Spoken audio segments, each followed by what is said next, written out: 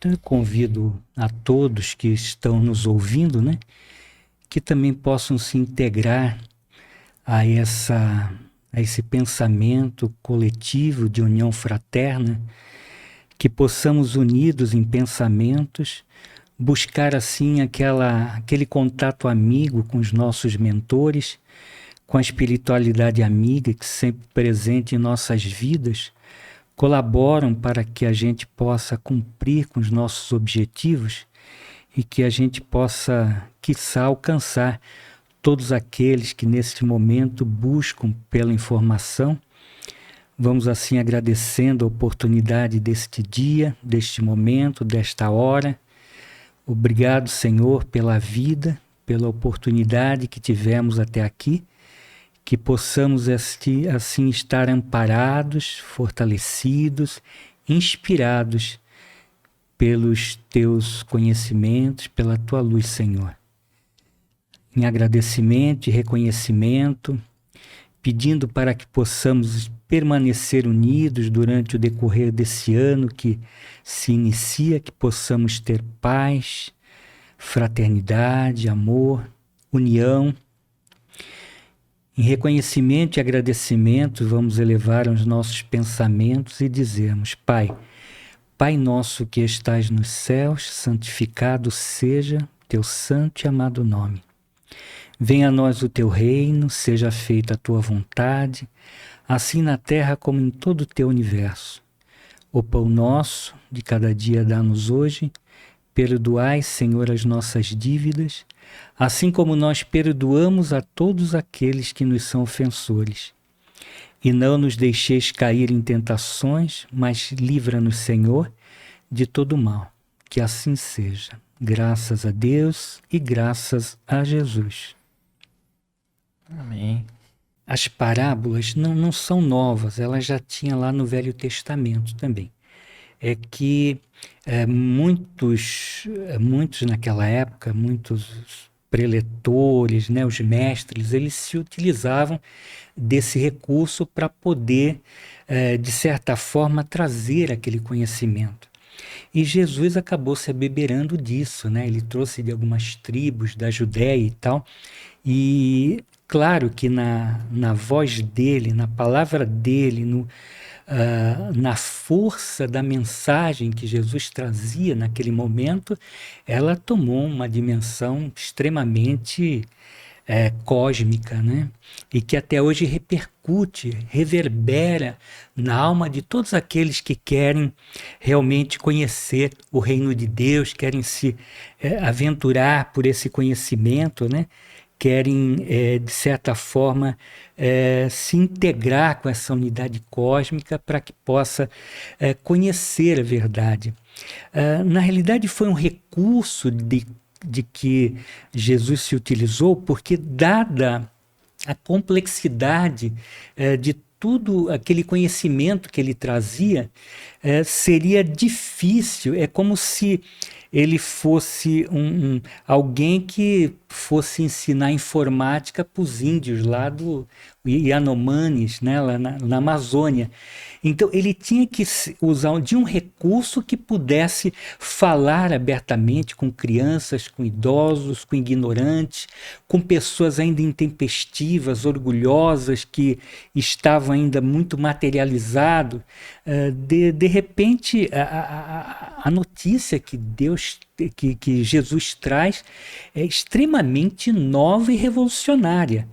E ele precisava de um recurso que pudesse atender a todos. E também tem o fator de que ele não poderia falar abertamente, por isso que, de certa forma, é quase como um código divino, porque ele tinha que, de certa forma, aos poucos, falar dessa verdade que ninguém conhecia. E já pensou? Jesus é um revolucionário, revolucionou espiritualmente todo aquele momento em que aquele povo estava extremamente materializado, com muitos cultos, com muitas divindades, com muitas crenças. Ele foi um aparador dessa, né? Então imagina como que Jesus fez para poder, né, trazer a palavra dele e fincar definitivamente. Interessante que eu pensava assim, a parábola é algo tão simples, e tem a simplicidade, né?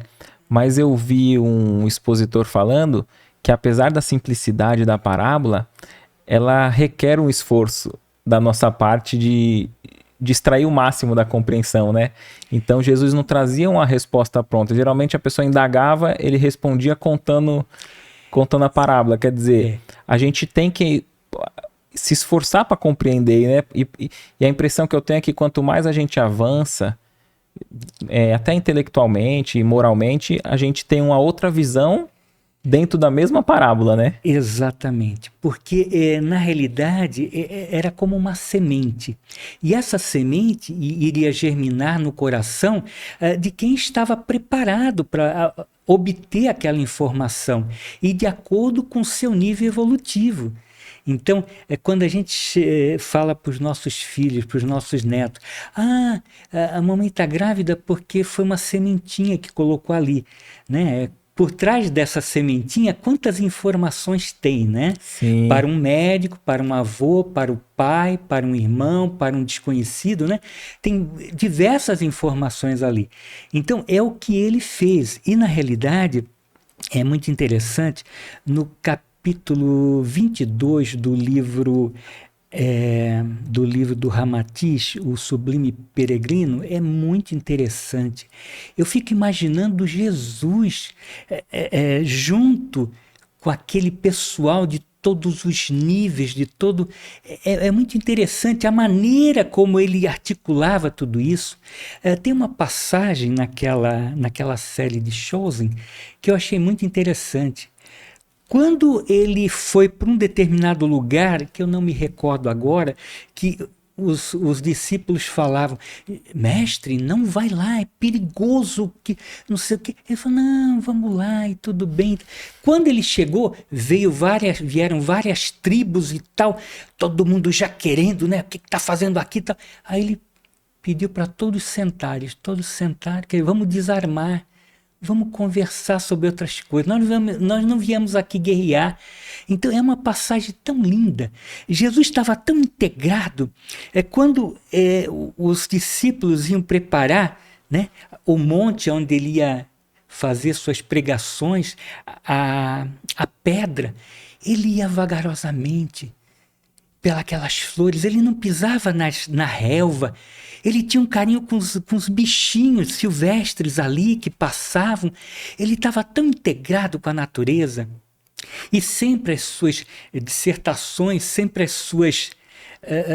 suas palavras eram geralmente no final de tarde, no lusco-fusco, quando o sol baixo ficava aquele colorido, né?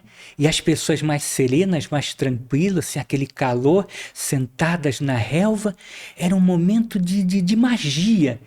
E Jesus trazia isso, e a nossa voz é muito estudada, inclusive por psicólogos e tudo mais, que nós temos um magnetismo, uma força na palavra, e ela repercute. Imagina uma pessoa que odeia, quando fala, você é isso, eu te odeio. Nossa, aquilo é tão impressionante, é tão impactante na nossa vida. E muitas vezes, aquela menina que suicidou porque falaram que ela estaria transando com uma determinada pessoa, a força da palavra. Então ela pode construir como ela pode matar. E nas palavras de Jesus tinha um magnetismo que, sabe... E as parábolas era porque, na realidade, Jesus foi revolucionário. Ele trouxe uma palavra nova, por isso que é a boa nova. Então, de repente, ele mexeu com muita coisa, mexeu com os poderosos, Muito interesse, né? com interesses. Né? Não, nós só temos um pai, nós não temos. Em cada localidade lá tinha um Deus, cada cidade tinha um Deus, que o pessoal ia lá, cunhava na pedra, em pedra sabão, né? Para poder vender aqueles. Né? Era um comércio muito grande. Jesus, na realidade, Jesus acabou com os atravessadores. Com com aqueles que assambarcavam, né? Com aqueles que usurpavam, né? Então ele foi direto. Nós não precisamos de intermediário. Inclusive, nas palavras no Evangelho de Judas, um dos evangelhos apócrifos, fala bem isso. Nós não precisamos de igrejas, de suntuosidade e tal. Basta a gente levantar uma pedra, abraçar uma árvore. Deus está na natureza, está em tudo. Então ele veio quebrar os atravessadores. Não vamos vender fé, não vamos vender crença, não vamos mentir para o povo. Todos sois deuses. Todos podem chegar a Deus, todos podem realmente modificar a sua vida. Eu acho que isso feriu até o orgulho daqueles que eram ditos senhores da lei ali, né? Os doutores da lei, né? Porque via um homem ali, filho de carpinteiro, de Nazaré, que eles falavam que nada de bom poderia sair de Nazaré, né? Já era uma região excluída, assim, né? Socialmente, né? Exatamente. E aí acho que fala assim, como é que pode vir alguém carpinteiro de Nazaré me ensinar algo? Isso, porque até hoje tem gente que se sente ofendido quando alguém quer ensinar algo e o outro acredita que está acima, né? Imagina... Sim. Imagina como que foi impactante isso, né? Por isso que as parábolas é assim, não dar pérolas aos porcos. Então, era uma semente que é jogada e iria germinar pouco a pouco, crescente, como Nicodemos percebeu que Jesus trazia uma mensagem maravilhosa. Inclusive nessa série no The Chosen tem uma cena de um diálogo entre eles que é fabuloso, é maravilhoso, né? Então assim, cada um ia se abeberando de acordo com a sua elevação espiritual, de acordo com a sua boa vontade, de acordo com a necessidade ou que o gosto de cada um pudesse, né? Do patamar evolutivo que cada um já já se encontrava, né? Então é per si essa busca, né? Então na realidade as parábolas eram uma maneira de trazer esse conhecimento, essa luz que poderia cegar se ele falasse coisas, né? Pouca gente iria acreditar nele, seriam umas coisas, né? Então essa luz, como Paulo lá na estrada de Damasco, quando viu Jesus, aquela luz, né, cegou e tal, a verdade cega. Então era uma maneira de trazer essa verdade de uma maneira, de um conta-gotas. Cada um iria se abeberando de acordo, e isso também fazia com que as pessoas o seguissem, porque cada vez mais queria descobrir, queria saber, queria buscar. E é isso que faz com que as pessoas cresçam, modifiquem, se transformem, né? Perfeito. Então é vagaroso, é como essa semente que vai crescendo e que vai trazendo elementos novos de compreensão e dessa felicidade do reino do céu que ele vinha colocar, que ele estava colocando. Jesus ensina as leis de Deus, ele emprega alegorias e parábolas, porque falava conforme tempos e lugares. Tudo tinha uma relação. Inclusive, na terça-feira, antes da hora nona lá, de sexta-feira, que ele foi para o Gólgota, ele se reuniu com seus discípulos no que é chamado sermão escatológico, quando ele fala uma das parábolas que a gente vai ver aqui. E é muito interessante, tudo tinha um significado e um contexto, dependendo do que ele queria comunicar dentro daquilo que ele estava vivendo, dentro da problemática que estavam trazendo para ele. Então, dentro de um contexto. Eu talvez não vá saber falar com precisão todo esse contexto, mas eu quero dizer da complexidade, apesar da simplicidade, a profundidade que são essas palavras de Jesus. Aí eu lembro de Freud. Pensamento é o ensaio da ação. Então, tudo aquilo que a gente ensaia, pensa, fala em metáforas, compara, isso aí a gente já está fazendo um preâmbulo da ação que virá. E ela é tão forte, e ela é tão viva, que hoje, em 70, 80 países do mundo, se faz o que é chamado do TED Talks, das pequenas histórias, a storytelling, a contação de história. Tem bastante palestra assim, né, na internet. Hoje se usa muito isso. Inclusive, a Aliança Espírita Evangélica vai começar esse ano o nosso curso de facilitador com base nessa contação de história. Tamanha é a profundidade, a importância... Mas esse TED Talks, assim, é diferente de uma palestra comum? Não, é uma palestra... Eu vou tentar resumir aqui. É uma palestra resumida, mais ou menos com essas ideias de Jesus, das parábolas, porque você foca numa ideia central, que aí você vai incorporando outras ideias acessórias, que são congruentes, que a gente chama, entendeu? E aí tem várias técnicas para você interagir com o público, para fazer com que o público também participe. Porque uma coisa, tem vários tipos de pedagogia, tem vários tipos da gente se relacionar com as pessoas. Uhum. Uma coisa é você instruir, vamos pensar em infância, jardim da infância, primeiro grau, segundo grau, superior. Cada um tem uma referência, cada um tem um patamar de conhecimento, e já fazendo essa metáfora com as parábolas também. Então, para cada um, busca-se esse encontro, busca aflorar. Inclusive, dentro da Aliança Espírita, a gente está estudando andragogia, que é o estudo das pessoas idosas, que não são mais... elas trazem já o conhecimento. Então, nós temos que partir desse conhecimento.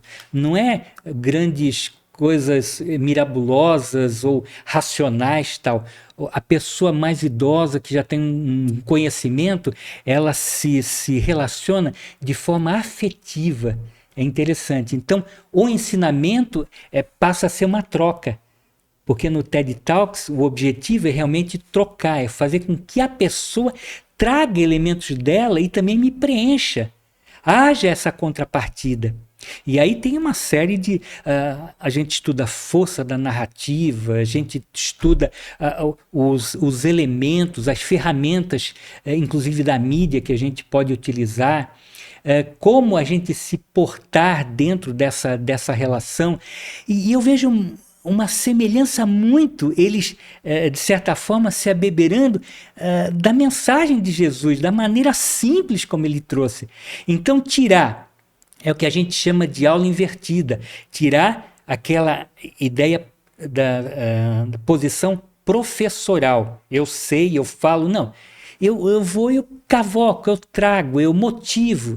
Na realidade, andragogia é preciso motivar a pessoa que já traz um conhecimento e fazer com que ela participe, que haja um feedback para que o crescimento seja de parte a parte. Então, é o que Jesus fazia. Ele usava de humildade, né?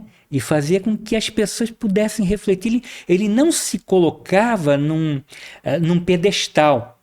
E é o que o TED Talks, na realidade, procura anular essa posição de professor. Inclusive, você já me fez lembrar, tem uma passagem aqui nesse livro, A Mestre na Educação, do Pedro Camargo, do Espírito Vinícius. Daí, porque Jesus arrogou a si, porque Jesus arrogou a denominação de mestre, considerando aqueles que o acompanhavam como discípulos. Consignemos que foi o único título com que se adornou e nenhum outro. Quando certa vez o chamaram de bom, retrucou: bom só um, que é Deus. Quando disseram rei, pediu peremptoriamente rejeitou peremptoriamente aquele qualificativo, declarando: o meu reino não é deste mundo. Quer dizer, eu não sou o rei daqui. Apenas quis ser mestre. E disso fez questão, advertindo aos seus discípulos que só a ele o considerassem como mestre. Como tal, né? Eu sou o vosso mestre, dizia. A ninguém mais concedei essa prerrogativa. Então, assim, o TED Talks realmente tira aquela do pedestal, né? do posição senhoral, professoral, de que eu sei tudo, e vamos trocar figurinha, vamos aprender, vamos interagir, né? E é mais ou menos isso que Jesus fazia, tirando dos corações. Então a missão do Espiritismo é abrir os olhos e os ouvidos a todos, confundindo os orgulhosos, desmascarando os que se vestem com cara de virtude e religião. Olha só, com hipocrisia, né? Para ocultar torpezas, né? O ensino do Espiritismo deve ser claro, sem pretextar ignorância, e para poder julgar a razão, o Espiritismo preparar o reino de Jesus, o reino que Jesus anunciou, a fim de que ninguém interprete as leis ao sabor das paixões, falseando assim o verdadeiro sentido das palavras da mensagem de Jesus, que é amor e caridade. Então está lá na lição 624. Às vezes a gente está tão distante até de compreender, mas a gente compreende um pouco, né? A gente não compreendeu na totalidade, mas a gente está tão distante de conseguir viver, né, o que Jesus nos ensinou, que muitas vezes a gente tenta adequar, né? Em vez de eu admitir, eu ainda não consigo agir dessa maneira, mas é isso realmente o que Jesus quis dizer. Não, eu tento, não foi bem assim, né? Eu tento adequar para que o meu erro pareça menor, né? Sempre quem está no tribunal, né, quem está na cadeira de réu, sempre tenta, né, de certa forma, aliviar, né, as suas culpas, a sua responsabilidade, digamos assim. Lá no Consolador, na pergunta 290, também tem uma passagem interessante.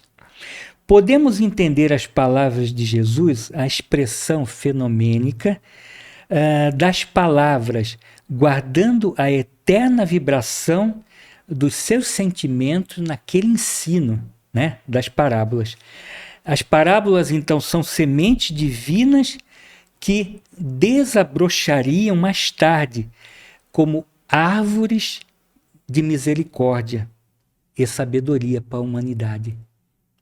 Até hoje, ela está tendo repercussão, ela está despertando corações, ela ainda tem uma força viva no coração das pessoas e no poder das palavras que as pessoas levam em suas preleções.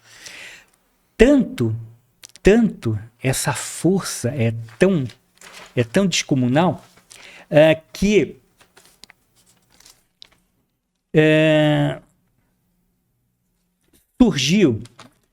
tem surgido, eu não vou lembrar agora o local que está, mas vai procurando, que sabe que você me fez lembrar? Não esquece que você vai falar, não. Tá. Você falando que a semente que Jesus plantou, né, ali vai virar flor, vai virar árvore frondosa. A música do Roberto Carlos, O Homem, fala, né, que ele vai voltar e nos mesmos campos procurar o que plantou, né? Eu tinha até anotado essa música aqui. Você não vai acreditar. Olha, você me fez lembrar dela. Exatamente, está aqui, mas eu ia falar. É muito interessante. Então, assim, todos estão surdos, ninguém, né?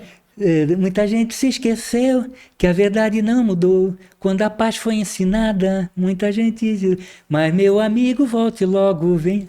Né? É Sim. interessante. E assim, então tu vê, tem símbolos e sinais, representações em todos os momentos de nossas vidas, né? A gente pode ver em em cada, em cada verso, em cada coisa que muitas vezes aparentemente não deu certo, que a gente, né, fica incomodado e tal, a gente não extrai o que tem de bom ali naquela coisa que deu errado. Né, pode ter uma verdade, pode ter alguma coisa ali para o nosso aprendizado. Em termos pedagógicos, a gente aprende também com os erros e nós temos medo de errar, porque o orgulho nos trava, nos fecha. E a gente se coloca num pedestal, ou numa, né, uma exacerbação de ego, né? E Jesus vem falar que, né, opa, vamos diminuir a bola, vamos deixar o ego para lá, vamos falar com humildade, vamos falar com verdade.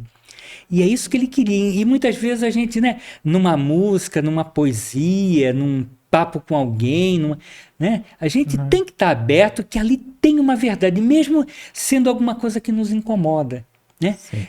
Até tem uma frase que eu não vou lembrar, mas acho que foi o Gandhi, que ele falou, quando tem algo que nos incomoda, tem uma verdade que a gente deve buscar ali dentro, né? Se está nos Sim. incomodando, tem uma verdade que a gente não quer entender e nós precisamos compreender e nós vamos crescer com aquilo. Então, sempre é importante, são experiências. Experiência não é somente dar certo. 2024, eu vou ficar rico, eu vou ganhar 580 milhões na Mega e tal. Não é isso. Sim. Isso não é verdade, isso não é bom, talvez, nesse momento. Né? Nós temos que, Sim. né, entender tudo isso. Então, temos que, das coisas simples, e por trás das coisas simples guarda-se o divino, dentro daquilo que você colocou de Emmanuel. Em Mateus 13, 34, 35, Jesus falava em parábolas para que se cumprisse a profecia. A profecia, há 800 anos atrás, Isaías, ele que diz que foi o profeta do Messias, né? Então ele já falava que ele vai falar de uma forma que as pessoas não vão ouvir, não vão entender, né? Para que se cumpram as escrituras. Então é isso que ele está falando, já 800 anos atrás. Porque era uma forma de garantir que realmente todos esses conceitos, primeiro, essa complexidade cósmica de conhecimento revolucionário, uma revolução espiritual que ele trouxe, como ele ia trazer numa singeleza para, né? E a parábola era exatamente aquele ponto que unia esse conhecimento cósmico com aquilo que cada um pudesse absorver naquele dado momento, né? Abrirei em parábolas a minha boca e publicarei coisas escondidas desde a criação, lá em Mateus. Agora, os evangelhos, né, não é um amontoado de alegorias sem significado espiritual, né? Não é só, né? Senão que valor teriam, né? Sim. Então, assim, essas parábolas também, muitas vezes são deturpadas. Elas são deturpadas. Muitas vezes a gente vê alguns pregadores falando, é dando que se recebe, falando em dar o dízimo, dar o dinheiro, a contribuição. Não é exatamente isso. Então, cada um vai retirar dentro daquilo que ele, né, ainda maculado pelos seus interesses, não exatamente com a grandiosidade da palavra que o Cristo quis colocar no coração dos homens. Então a gente sabe que cada um é responsável por si, pelo seu crescimento, né? Pelos olhos que vão abrindo, pelos ouvidos que vão escancarando para poder assimilar essas verdades. Então as parábolas não eram somente para facilitar, mas também para dificultar o entendimento. como uma forma protetiva também, né?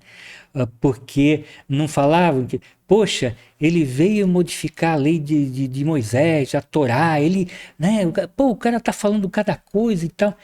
E é interessante, nesse capítulo 22 de Ramatiz, lá no Sublime Peregrino, uma joia, uma poesia, você se sente naquele ambiente, a descrição dele. Ramatiz era um filósofo de uma determinada escola lá de Alexandria, então ele teve contato com Jesus, ele veio numa dessas pregações, então ele conta esse momento, que é muito bonito.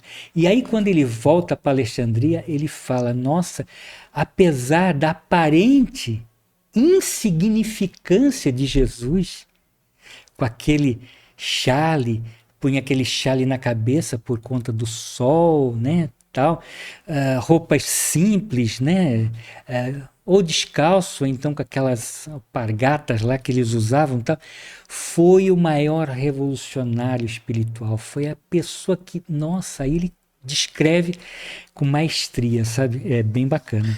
E essa analogia, uma analogia que dá para fazer, não comparando, né, a pessoa, a personalidade, né, o grau evolutivo, né, não fazendo essa comparação, mas o próprio Chico Xavier, né, estando aqui conosco, né, encarnado recentemente, digamos assim, tem um jornalista que fala que ele esteve lá com o Chico, aí ele estava com calor, aí o Chico falou, toma esse copo com água, vai fazendo assim, que você se refresca.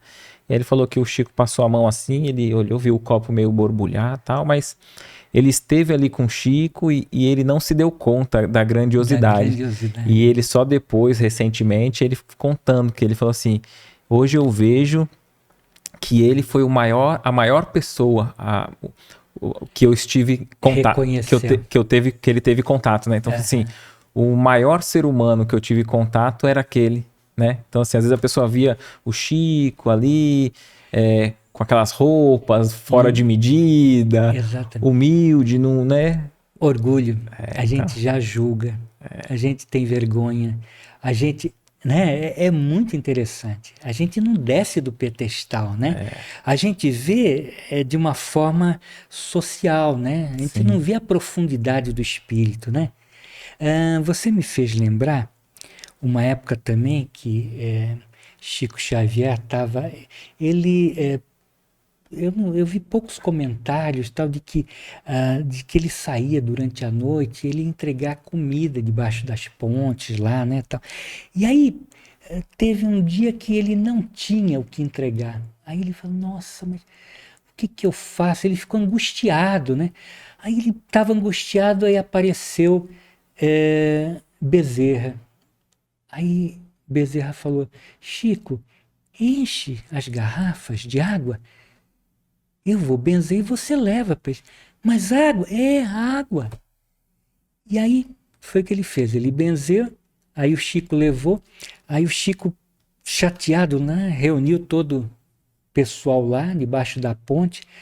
Olha, gente, vocês me desculpem, mas eu não tenho o que entregar para vocês, eu sinto muito, mas olha, eu trouxe água para vocês, é água fluidificada, eu acho que vai ajudar muito.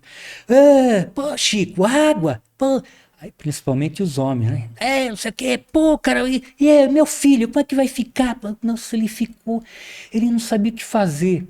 Aí, daqui a pouco, lá de cima da ponte, ei, quem é o Chico aí? Aí, meu Deus, a polícia, os caras vão pegar a gente. Sim. Apavorado. Aí ele levantou a mão. Sou eu. É o quê? Eu. Aí ele foi lá. Quando ele chegou lá, tinha acho que 1 ou 2 caminhão. Quando ele abriu, cheio de comida. Aí ele falou, nossa, mas o que é isso? Não! Eu fui lá entregar para o senhor, me falaram que o senhor não estava lá no centro e tal. Eu vim aqui, não, mas como o senhor me achou? Eu estava aqui, quem falou? Não, foi um senhor de barba que disse que o senhor estava aqui. Mas qual é o nome dele? Um tal de Bezerra, não sei, que mandou vir aqui. Aí, Sim, Ela é né? muito interessante, né? Você vê que a espiritualidade não nos abandona, não abandona, mas de nós jeito temos que nenhum. fazer a nossa parte, né? Crer, né? Exatamente, crer, né?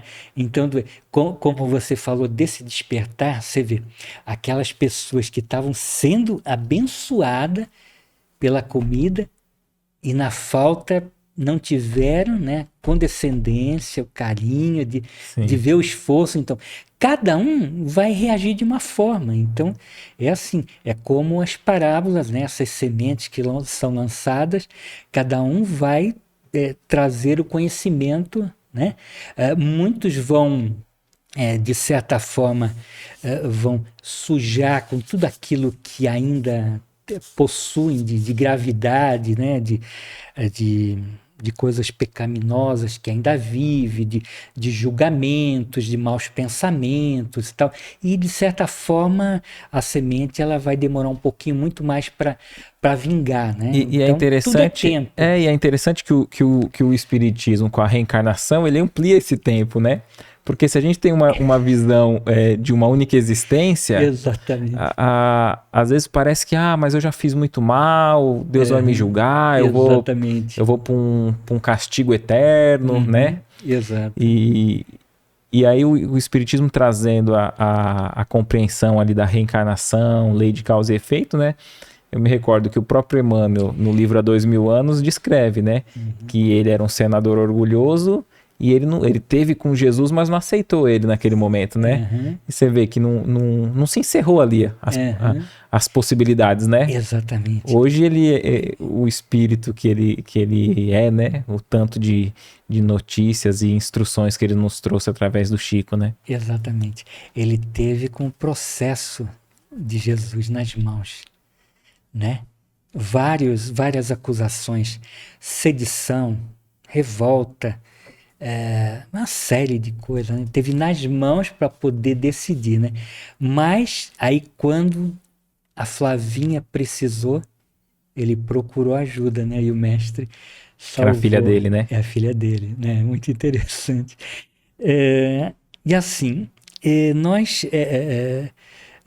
nós ainda somos pequenos para compreender tudo isso, né? E essa forma, essa colocação que você traz, o Espiritismo é consolador, né? Nós não podemos nos fechar em copas, né? As experiências, as rasteiras que a vida nos dá, as dificuldades que a gente enfrenta, é para que a gente acorde, é para que a gente direcione para novos rumos, para que a gente avalie realmente o certo e errado, o bom e o justo e o injusto, o bom e o errado, né? Para que a gente possa tomar decisões novas, e a gente vai ter muitas oportunidades, né? Não é uma existência, né, que a gente vai poder realmente Sim. nos modificar e a gente vai poder estar na mesma grandeza e para poder estar partilhando com Deus o seu reino e suas benesses, a sua festa no céu, como as parábolas colocam. Parábola, contraste ou comparação entre uma realidade natural de algo do dia a dia, né, e uma verdade espiritual. Jesus linkava isso. Partia daquilo que se conhece, daquilo que era comum, né?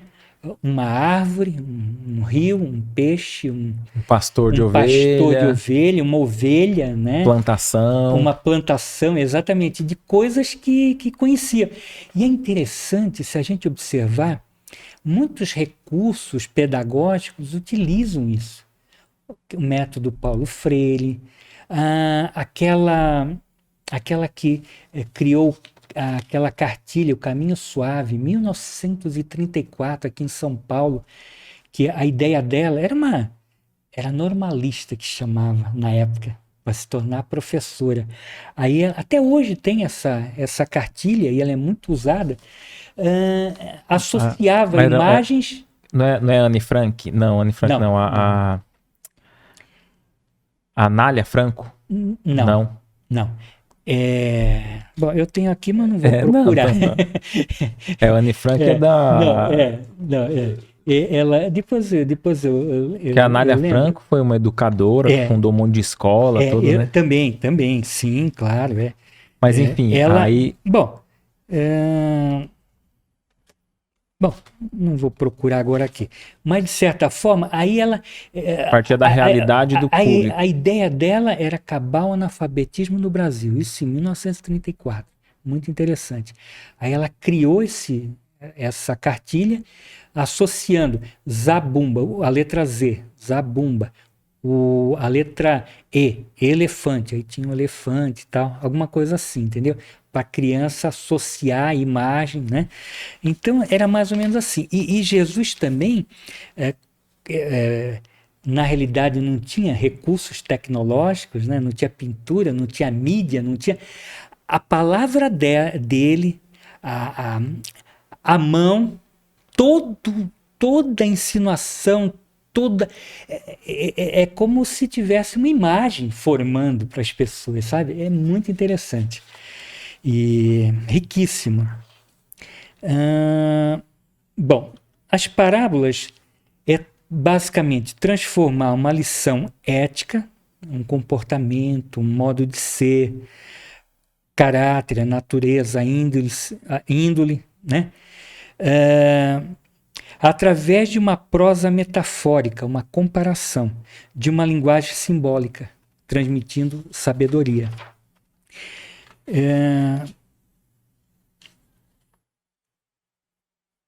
É interessante a força, né, que essa imagem tem, que as histórias, que tudo aquilo que suscita as imagens que nos vêm, né? E depois de 2000 anos ainda ter essa força, né? É interessante trazer tudo isso. E não fica ultrapassado, né? Lendo aquele livro O Maior Psicólogo que Já Existiu, né? Ele acho que é até um pastor e ele é psicólogo e ele faz toda uma ligação das passagens evangélicas. Das passagens do evangelho com a terapêutica que Jesus usou naquele caso. E hoje nada destoia assim do método, né? Exatamente. Que hoje a psicologia, né? Não tem nada do que Jesus ensinou que a psicologia vai lá e condene, né? Exatamente. É profundo, né? Dá para você fazer essa relação, né? Então, a dose pedagógica de Jesus vai depender, então, do nível evolutivo de cada um, né? E, na realidade, partia-se do princípio, que nem eu falei da andragogia, né? Que a gente não pode prescindir que o outro tem um conhecimento igual ou maior que o meu, e nós vamos trocar. Então, por isso que, muitas vezes, até na aliança, a gente não fala de alunos, porque alunos, lunos é luz, é sem luz. Ninguém é sem luz, ninguém, né? A pessoa já tem um conhecimento, já tem uma verdade, nem que seja de outras vidas, né? Aquele espírito já tem alguma coisa. Então, é nesse link, Sim, nesse link. Perfeito. Então, os ensinos da parábola é dinâmico, atemporal e imortal. É inegável.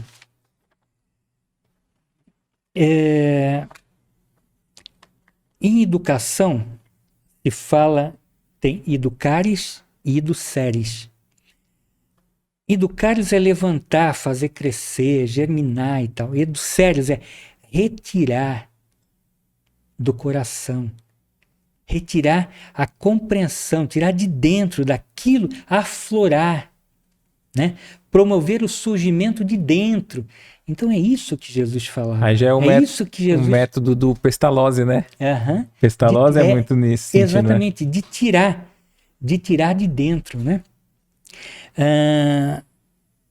Então a parábola, Jesus quer que o indivíduo, com a narrativa, retire coisas novas e velhas daquilo que está no seu coração.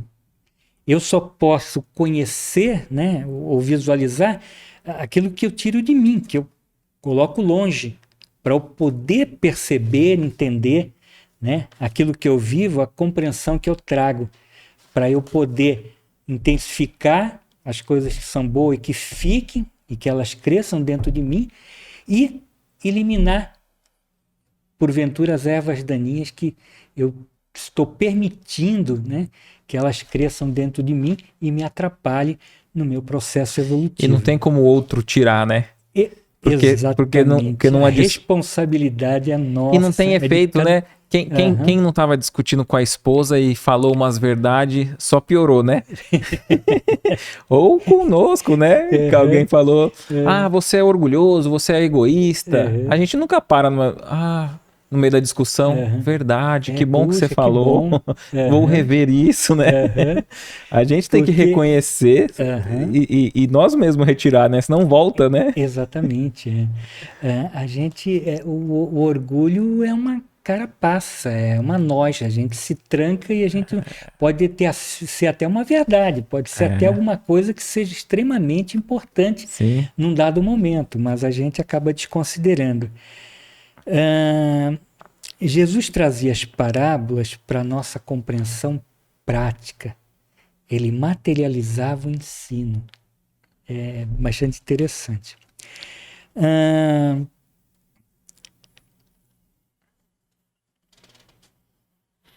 Então, na realidade, o projeto pedagógico de Jesus com as parábolas, na realidade, ele estava falando de vários princípios. Princípio de causa e efeito, do sentido da vida espiritual, da nova vida, o poder do perdão, né? A força da caridade, fora da caridade na salvação, a importância desses elementos que a gente deveria estar pautando a nossa vida, né? Para que a gente já num prelúdio desse retorno, a gente pudesse melhor ser aquinhoado, né? Melhor investido para que a gente pudesse ter uma melhor condição lá na frente, né? É interessante que hoje eu não sei, existem projetos de atitudes para a educação, me parece que é da ONU, Organização das Nações Unidas. Eu não sou pedagogo, não sou educador, não conheço a fundo, mas me parece que tem. Que eles falam de valores e de participação das famílias, escola de paz e por aí vai. Inclusive, a nossa Aliança Espírita tem a escola de paz. Enquanto as crianças estão na evangelização infantil, os pais estão ali também conversando sobre a mesma temática.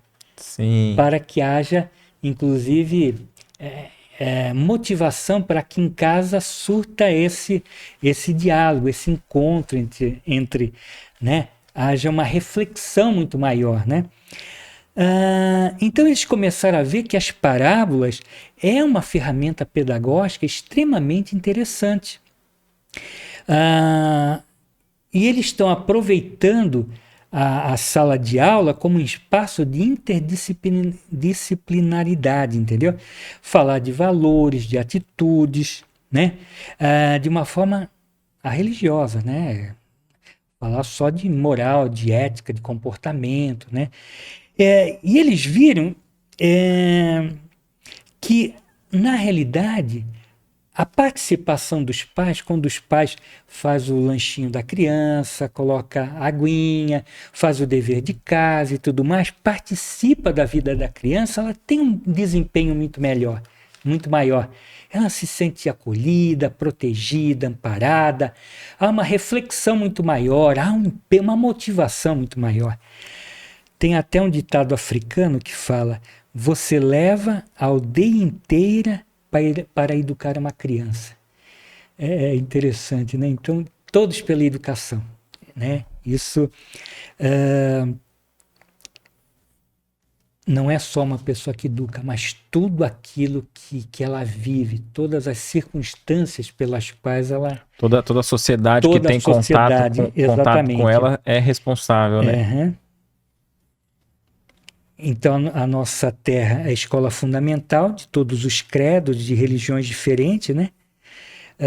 E a gente precisa respeitar a visão de cada um, apenas o conhecimento da moral, do conhecimento, do comportamento e tudo mais, coisas que são comuns a todos, né? Sem milindrar, sem fazer acepção de pessoas, sem, né? Mas que todos possam ser engajados nesse processo educativo. Não achar que a escola, eu ponho lá meu filho, aí, pô, ensina ele, né? Educar não é só transmissão de conceitos, né? De conhecimento, de conteúdo racional, histórico, né? Mas de vivenciar, né? De vivenciar. Então a família tem um papel assim muito importante. Então eles estão já, de certa forma, tem alguns projetos já incorporando as parábolas para que possa haver essa interação entre a família e para que possa se falar desses conteúdos tão profundos nesse processo educacional. As parábolas eram divididas em 3 segmentos. Uma de uso, costumes sociais, outros da vida rural, né, e outra da vida familiar, né, mais ou menos assim. Aí essa passagem do bom samaritano, lá em Lucas 10, 30, aí diz que um doutor da lei, né, alguém rico e sábio, conhecia a Torá, perguntou, né, a Jesus, como faço para herdar a vida eterna, né? E aí Jesus falou, pô, o que está escrito? Tipo assim, cara, tu não conhece? Teu doutor da lei não sabe? Não, sim, Jesus. Amarás teu Deus sobre todas as coisas, de toda a força do teu coração, de toda a tua alma e tudo mais, de todo o teu coração, de todo o teu entendimento, e ao próximo como a si mesmo.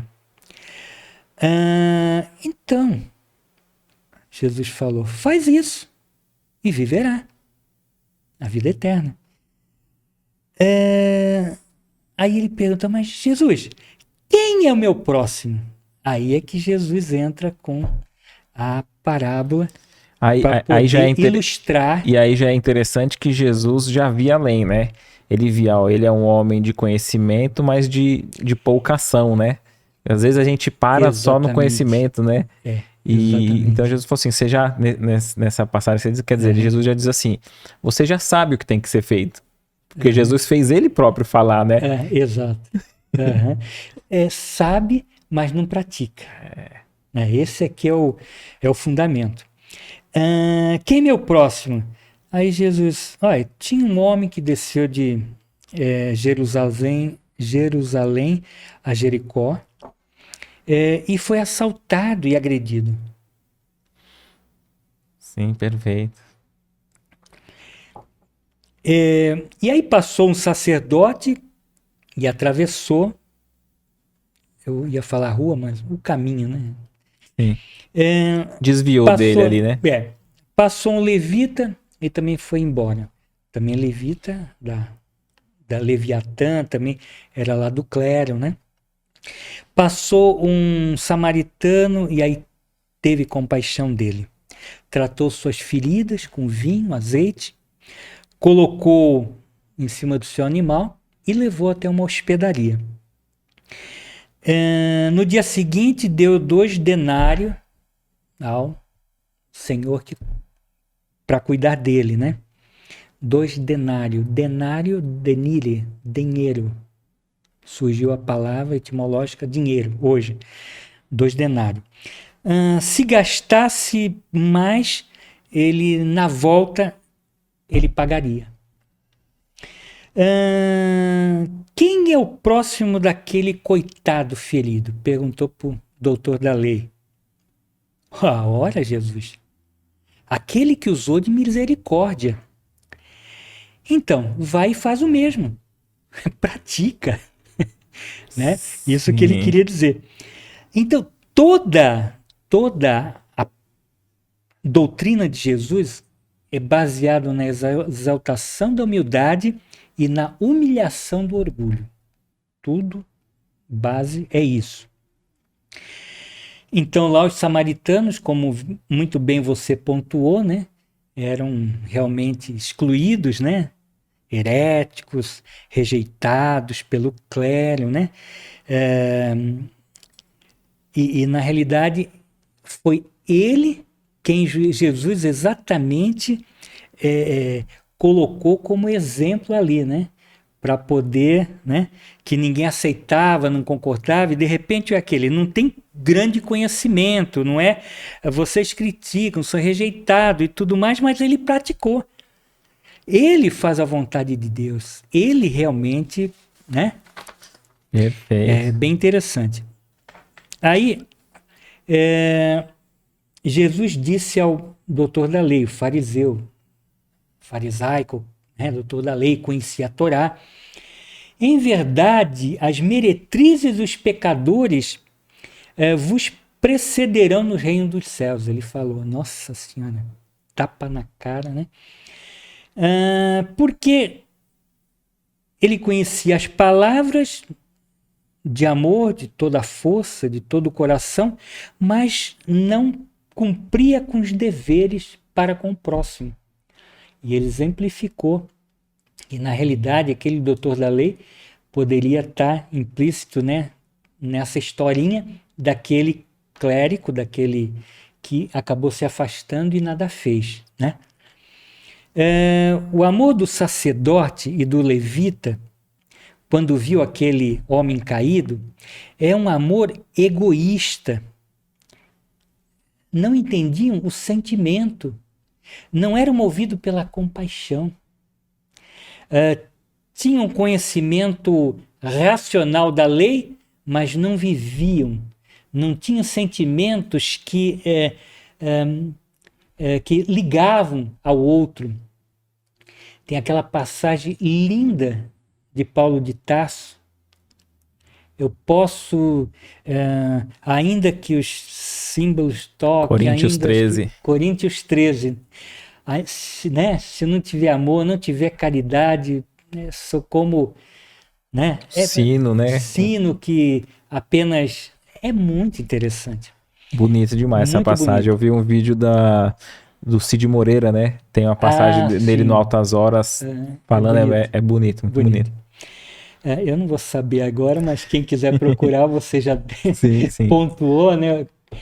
Coríntios 13, né? Legal. Então, na realidade, esse amor é um conhecimento sem prática. Na realidade, é um amor sectário, um amor fanático, né? Que na realidade ama a abstração, não ama a realidade, né? Ama de parábolas, de ouvir falar, de que é bonito, que vai ganhar o reino do céu, mas tem que estar aqui no aqui e agora, porque na realidade Jesus falou, né?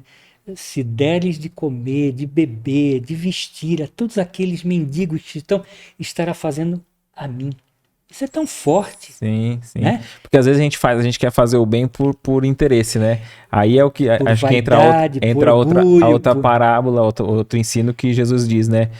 Convidai os pobres e os estrupiados, né? Exatamente. Porque a gente às vezes vai convidar alguém pensando que depois ele vai retribuir. Que vai retribuir, exatamente. Agora, quando a gente faz por alguém, né? Que é o caso do samaritano, né? Que ajudou... Despretensiosamente. Então, hoje... Isso daqui são palavras que eu estou me reportando a Caibar Chútil, parábolas e ensinos de Jesus, tá bom? É muito forte as coisas que ele traz, tá? Tem uma passagem do que o Emmanuel, analisando essa parábola, ele destaca, né, que a pessoa que foi ajudar não indagou, né? O samaritano não indagou. Vem cá, mas por que você está aí? Quer dizer que você não fez coisa... O que aconteceu? Será que você não fez... está fazendo? É você o que foi assaltar e foi balear? Isso. Por que você está aí? Será que você não é o errado? Tal? Não. Não perguntou. Não perguntou. Fez caridade. Fez caridade. Fora da caridade, na salvação. Né? Perfeito. Então, Caibar Chútil fala que até hoje é imitado pelo clero atual, que apenas fala e desconsidera e não põe em prática. Jesus quis dizer que a santidade desses religiosos que não colocam em prática não chegam ao reino dos céus. Ao passo que rejeitamos sofredores, mas praticam o bem, estão a caminho da vida eterna. Nem todos aqueles que dizem Senhor, Senhor, entrarão nos reinos do céu, nos céus, né? E a gente sabe que muitos líderes religiosos, né, fazem por interesse, cobram os seus préstimos, né, e coisas que o valham. Então está muito distante daquilo que Jesus quer que a gente pregue, execute. E isso em todas as religiões, né? Todas, porque a gente tem os livros espíritas, dizem que até o Eurípides Barzanufo, né, fez uma colônia no plano espiritual para resgate até dos espíritas que estavam desencarnando muito mal, né? Exatamente, que está desencarnando. Lar Esperança. Né? Isso. É muito interessante. Se a gente pensar que há 100 anos atrás o Bezerra de Menezes era um descrente. Ele, não sei se você sabe dessa passagem, que ele estava com problemas, né, no fígado, por aqui, eu não me lembro direito a história. Aí ele soube de um médium lá que fazia a cura e tal, aí ele pediu para um amigo ir lá e falou, vai lá, pede, diz que você se chama Adolfo Bezerra de Menezes.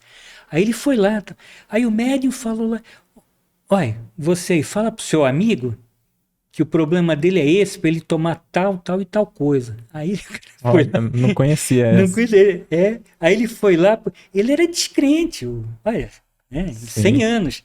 O que eu estou dizendo é que a revolução que como nós crescemos, né, como nós transformamos as nossas vidas.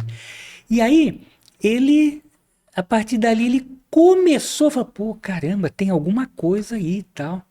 Né? E aquela doença foi o chamariz, né, que levou ele para o espiritismo. Aí ele começou a estudar, de repente ele se transformou lá em deputado, aí depois ele declarou que ele era espírita, e depois ele se tornou presidente da federação, e a coisa foi num tempo que não era tão fácil, né? Exatamente. Quando você se dizia espírita abertamente, você perdia muito mais pessoas se afastavam, você perdia muito mais negócios, né? Negócios, era proibido você exercitar o curandeirismo. Era proibido na Constituição de 1890, tá lá, é expresso, é proibido o curandeirismo. Você entendeu? Então era muito difícil. Ele se declarou e ali foi, né? Então é o despertar, e a virada de chave, né? Perfeito. Nós, talvez a gente vai levar muitos anos ainda, né? Mas estamos a caminho, né? O importante é estar no trilho. Sim. No trilho. Não importa que estação, quantas estações vai levar para chegar ao término. Perfeito. O importante é não sair do trilho, é só isso. Qual outra parábola aqui? Vamos falar do rico e do pobre. Ou, alguns falam do rico e de Lázaro. Havia um homem vestido de púrpura e outro mendigo, de nome Lázaro, coberto de chagas, deitado no portão desse ricaço aí, né? E ele esperava só migalhas, colher só migalhas dele para poder viver das sobras, né? Das sobras que ninguém dava, né? E estava ali com feridos, os leões, os cães vinham lamber suas feridas e tudo mais. E aí o mendigo morreu e foi para o seio de Abrão. E o rico também morreu, foi sepultado, só que ele foi para o Hades, para o inferno. E lá no inferno, ele olhou para o alto, viu Abrão e o mendigo ao seu lado, né? E aí pediu a Abrão, tenha compaixão de mim, né? E aí peça para o Lázaro uma gotinha de água para eu poder pôr na minha boca, eu estou aqui, está muito quente e tudo mais, as chamas estão me devorando. E aí Abrão disse, lembra, Você gozou em vida dos teus bens, né? Você recebeu tudo, bens em tua vida. E o Lázaro? Só o mal, só o sofrimento. Agora, ele está consolado e você nas tormentas. Mudou a condição, mudou, né? Entre nós há um abismo, nós não podemos, e aí você não pode vir aqui, por conta das limitações vibracionais, né? Não tem como. Em relação às aquisições que cada um teve, né? Aí o rico pediu para avisar a família para que não cometam os mesmos erros. Abraão disse a ele, puxa, mas nem Moisés, nem os profetas conseguiram, né? Que nem ele, se ele está pedindo é porque ele também não ouviu a palavra, deixou correr solto. Ele ficou cego com as paixões do dia a dia, com o que ele havia absorvido da riqueza.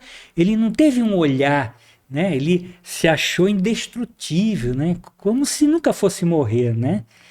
E Emmanuel aconselha, né? É importante a gente viver como se fosse o último dia, né? Fazer tudo aquilo que a gente pode, modificar, transformar, fazer aquilo que a gente quer para o bem, para que a gente não sabe o dia de amanhã, né? Entre nós há um grande abismo, né? Não podemos ir aí. O rico pediu então avisar a família, né? Que nem eu falei, e então a parábola fala do convite à caridade, que muitos fogem ao convite. Então, a caridade é o dinheiro da espiritualidade. É o dinheiro em forma de valores espirituais que vai ter um valor no mundo espiritual, não aqui. Personifica, então, a humanidade rebelde aos ensinos da luz e da verdade. Todos nós estamos ensandecidos, cegos pelo ouro, né? Quem não quer ganhar 580 milhões na loteria, mas ninguém pensa na gravidade da responsabilidade dessa prova material, né? O quanto isso pode nos fazer impedir de avanço de séculos, talvez, né? A gente ir um pouquinho lá para trás. Então o rico gozou o mundo e Lázaro ao contrário, exemplificando o símbolo do homem que busca a felicidade na ostentação, no comer bem, no se vestir, né? São egoístas, orgulhosos, vivem só para si mesmos, né?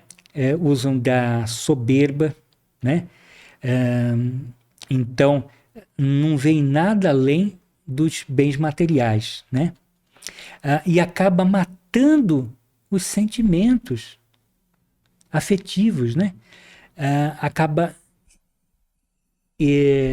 contaminando os valores do coração. É a personificação dos indivíduos que acabam se escravizando, se degradando moralmente, né? Aviltando a alma nos vícios, se deixando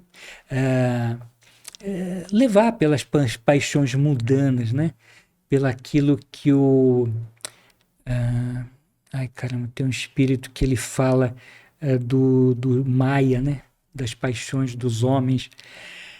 A vida espiritual é uma justa e equitativa consequência da nossa existência na Terra, daquilo que a gente vive, né? O rico, sem poder gozar dos mesmos prazeres do mundo espiritual, seu destino foi o inferno. Lázaro representa todos os excluídos, todos aqueles que o mundo despreza, isola, né? Discrimina, agride. Claro que esses pobres têm exceção, não são aqueles pobres orgulhosos, né? Que sente vergonha de ser pobre, que, né? Ou preguiçosos, ou que ostentam, ou que não tem né? Não tem um provérbio aí que eu não vou falar, mas que se ostentam, né? Que invejam daqueles que têm muito, né? E que se iludem, que na realidade não é isso que vai ser agradável a Deus, e não é só isso, não é isso que vai fazer com que ele seja feliz lá na frente, né? Enquanto espírito, né? E nem aqueles que se revoltam por não ter condições materiais, né? Pô, não tenho nada, cara. Pô. Ou então se revoltam contra a família, né? Pô, pai, não me deu nada, tá, não sei o quê. Quer dizer, ele está sempre independente, está sempre terceirizando a responsabilidade, né? Exatamente. Não assume, né, a sua quarta parte, não assume a sua responsabilidade enquanto espírito modificar aquela condição. E uma condição que ele pode mudar aquilo, né? Até porque ninguém tem a missão de ser um peso para a sociedade, né? Exato. E quantos valores em si adormecidos que poderiam ser mobilizados, né? Em prol da sociedade, né? A potencialidade dele adormecida que poderiam fazer grandes mudanças, né? Eu trabalhava na Santa Casa e lá no pronto-socorro tinha um mendigo que ele toda noite vinha lá, conversava comigo, inclusive me mandaram embora do local lá porque eu ficava conversando muito com ele, dava banho nele, levava roupa para ele e tudo mais, mas precisa de ver a aura dele, a aura daquela criatura, a conversa que a gente tinha, o aprendizado que eu tive com ele, mas, né, ninguém vai ver, ninguém vai perceber. Então, assim, então é muito relativo, né? Sim. E muitas vezes, assim, essa criatura também, pelo outro lado, ele tem muitos recursos, muitas coisas que poderiam, talvez, quiçá, serem mobilizadas, talvez sua boa vontade, talvez se a gente enxergasse valores nele que pudesse dar uma condição para que ele desenvolvesse os seus talentos. Opa, já estou entrando. E você não acha que em alguns casos desse a pessoa tem um complexo de culpa tão grande por um ato que ele fez e ele próprio se pune, não se considerando merecedor de nada? Então, às vezes ele fala assim, eu cometi um ato, seja nessa existência mesmo, ou inconscientemente de outras, que ele não admite, não, eu não posso conquistar porque eu não sou merecedor. Eu trouxe um exemplo sobre uma fatia, sobre uma ótica, mas você pode enxergar ela de várias formas, claro. Você me fez lembrar da boneca. Chico Xavier com o ex-marido da Meimei, Arnaldo Rocha, lá em Belo Horizonte, eles andando, aí uma mendiga ali, Chico! Aí o Arnaldo, essa aí é uma mendiga, o pessoal, não, peraí, deixa eu conversar com ela. Aí ela se transformou. Oi, seu Chico. Boa noite, tudo bem? Eles começaram a conversar, e ele não entendeu, o Arnaldo não entendia nada. Aí daqui a pouco, tá, Chico, foi um prazer rever. Nossa, quanto tempo eu não te via. Tá, então tchau. Ela começou a cantar lá e tudo mais. Aí o Arnaldo, mas Chico, não, essa é a rainha não sei daqui da França. Ela escolheu vir dessa forma, rastejar, passar fome e tal. Foi uma prova que ela pediu. Então, você entendeu? Você pode enxergar... Essa transformação que você disse foi uma transformação no jeito, né? No jeito. De se postar ali. Sim, a personalidade. Sim, não exterior, não de forma exterior, né? Não.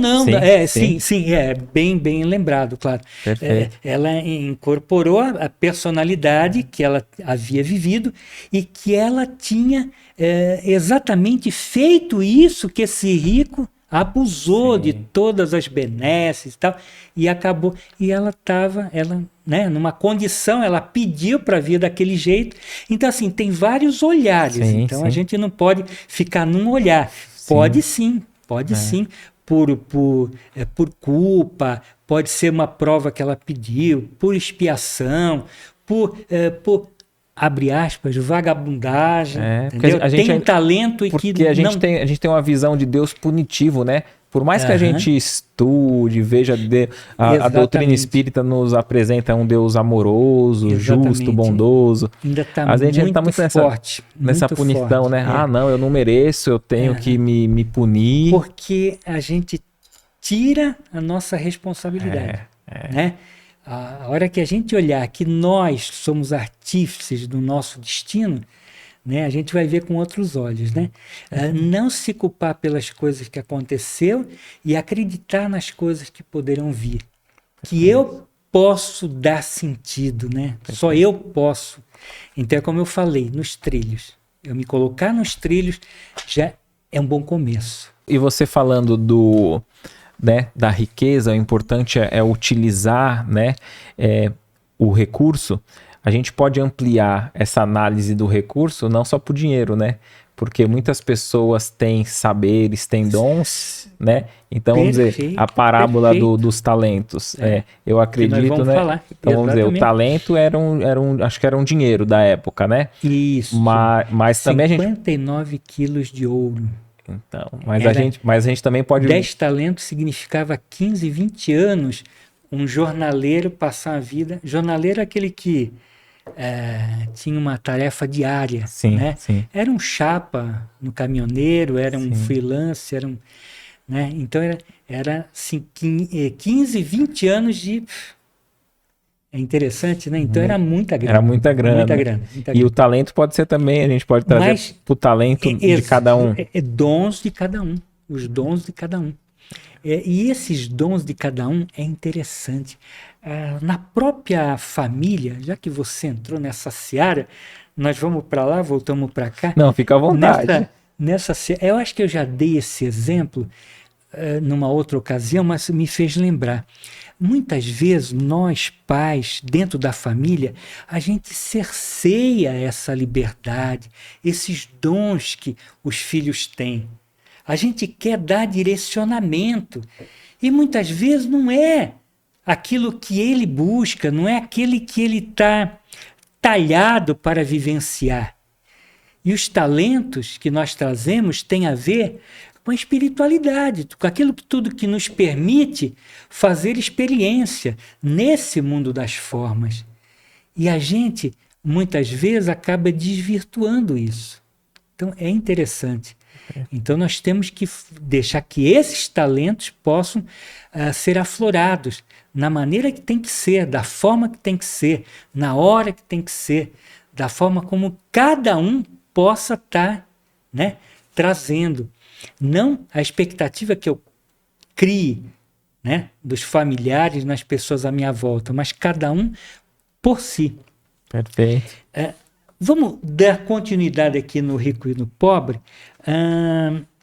Então, eu falei da evolução e que, na realidade, aquilo que a gente acha que é agradável para os homens, né? A riqueza, os valores, tal, é abominável para Deus. É exatamente o contrário. São referências diferentes, são valores diferentes, pesos diferentes na parábola dos talentos.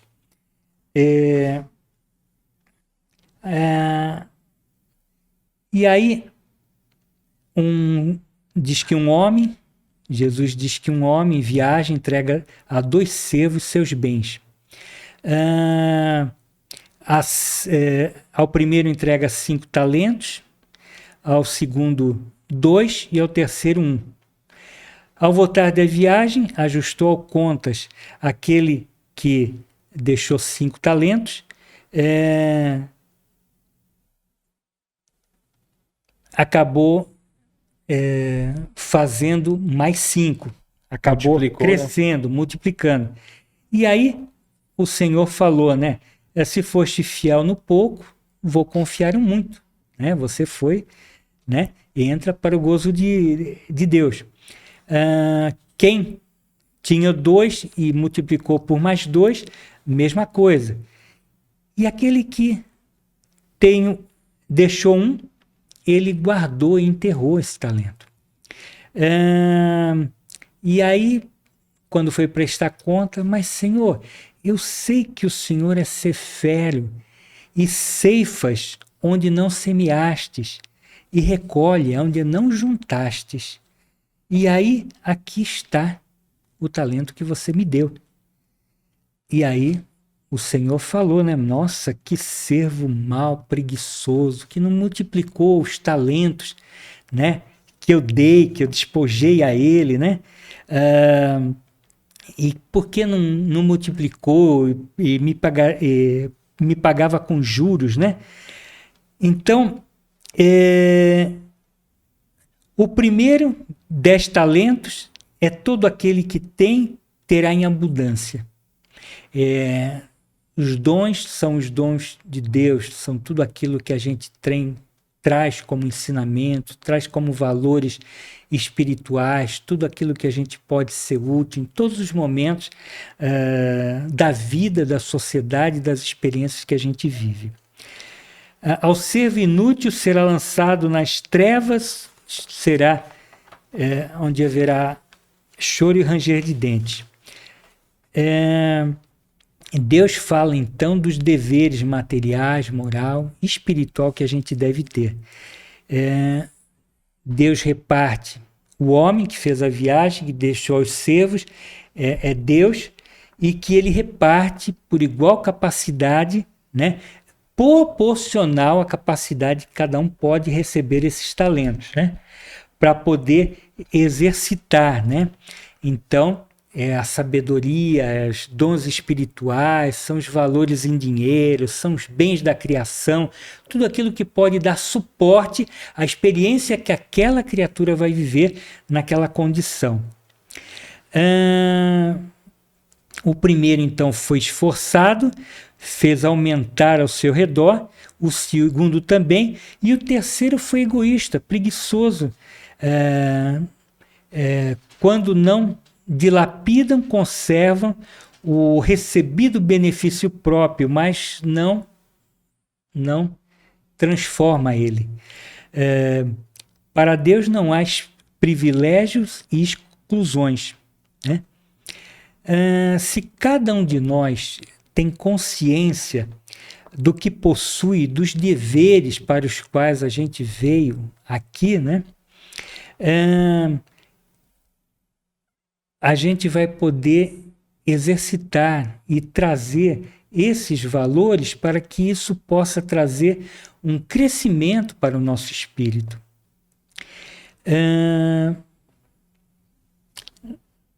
Na realidade, qualquer que seja a nossa condição atual, futura, né, Deus sempre coloca e dá proporcionalmente condições para que a gente possa estar fazendo a nossa experiência terrena. Agora, muitas vezes não é com muito nem com pouco que vai dizer o que a gente vai fazer, muito ou pouco.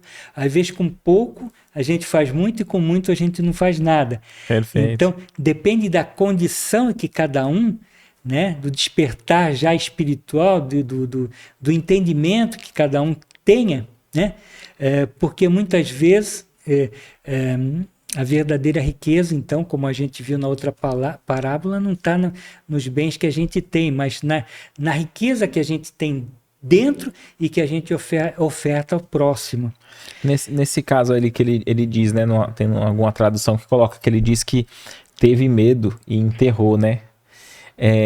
Você acha que por medo a gente deixa de fazer muito? E eu fico pensando, aqueles que investiram, e se não tivesse dado certo, será que teriam sido punidos? Né? Será que a gente pode então considerar que é melhor a gente agir? Enterrar, não, é melhor a gente agir, né? Uhum. Então, o que é melhor, né? Enterrar e continuar com o mesmo valor, recurso, ou a gente agir, vencer esse medo e agir ainda que com riscos, né? Ainda assumindo os riscos do fracasso, muitas vezes, mas é melhor a ação do que a inutilidade? Então, acho que está implícito na parábola que foi agradável a Deus, que ele multiplicou. Sim. E acredito que se não tivesse multiplicado, seria agradável da mesma forma, porque ele tentou. Perfeito. Porque houve boa vontade. Eu penso assim. No outro que enterrou é o medo. Às vezes, tem pessoas que, quando eu falo, eu sou espírita, tá, aí a pessoa, não, eu não me considero nem espírita, acho que é muita responsabilidade. Não, eu sou espírita. Sim. Pecador, ignorante, orgulhoso, com todos os defeitos. Sou espírita. Sim. Né? Então acho que a gente tem que assumir, não tem que ter medo, né? Sim. Das coisas que a gente tem dentro das coisas que a gente acredita. Né? Então é isso, acho que é ter fé, é pôr, né, em disponibilidade para as pessoas que estão à sua volta esse conhecimento que você tem, as coisas que você traz, os sentimentos de que você é portador, até porque para que possa haver corte. Tu chegar para mim, pô, Jesus, pô, tu falou aquilo e tal, pô, desculpe. Tal. Senão não vai haver troca, não vai haver crescimento, não vai, né? Eu vou me fechar em copas e nada. É como quando eu fazia teatro. Aí o diretor, eu falei, mas e aí, o que eu posso fazer? Jesus, faz o que você quiser. Aí eu ficava perdido, o que eu quiser, para poder criar em cima, para eu poder crescer em cima daquilo, para eu poder entender o personagem, para eu entrar na história. Sim. Né? Então, assim, eu acho que a boa vontade, ter coragem de colocar para render esses dons, e esses dons não é dinheiro. Então, para render, para multiplicar, ele está falando de dons, ensinamentos, e de pregai, e de fazer a broma nova, né? E aí Emmanuel fala que a gente tem o dever de chamar a atenção do outro quando está errado.